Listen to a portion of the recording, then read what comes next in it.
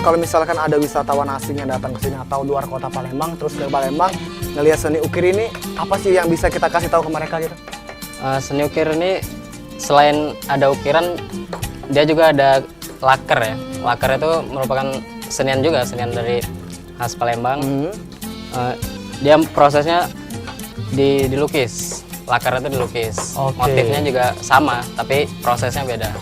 Kalau tingkat kerumitan mungkin di ukiran sama di proses laker ya, karena banyak prosesnya. Kalau ukiran ya pertama dibuat motif dulu, dimal, terus baru dibentuk diukir kan.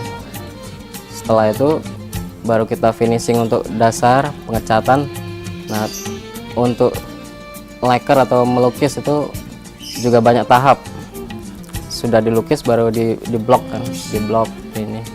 Baru ntar setelah di blok ya langsung di finishing akhir di ambalau, di pelitur.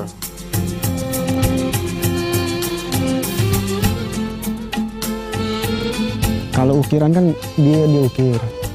Kalau sedangkan lukisan kan dalam bentuk datar. Nah, cuman bedanya itu kalau lukisan itu kan daun, ukiran juga daun. Cuman bedanya lukisan itu dalam bentuk datar.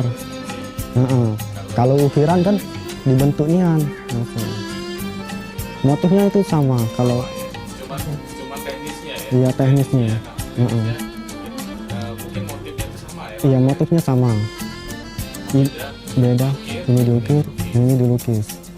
Ini daun, ada ulir. Di situ juga ada daun, ada ulir. Gitu. Motifnya sama, menyerupai gitu.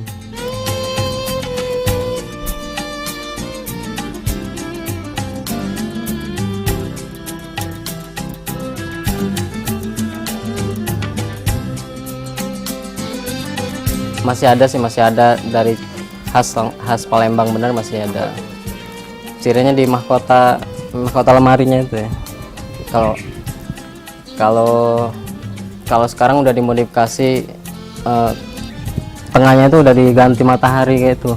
Motifnya kalau saya rasa nggak ada perubahan ya kalau itu. Cuman kadang kan orang dulu sama sekarang kan agak beda ya. Cara melukisnya, tapi motifnya dia tetap sama.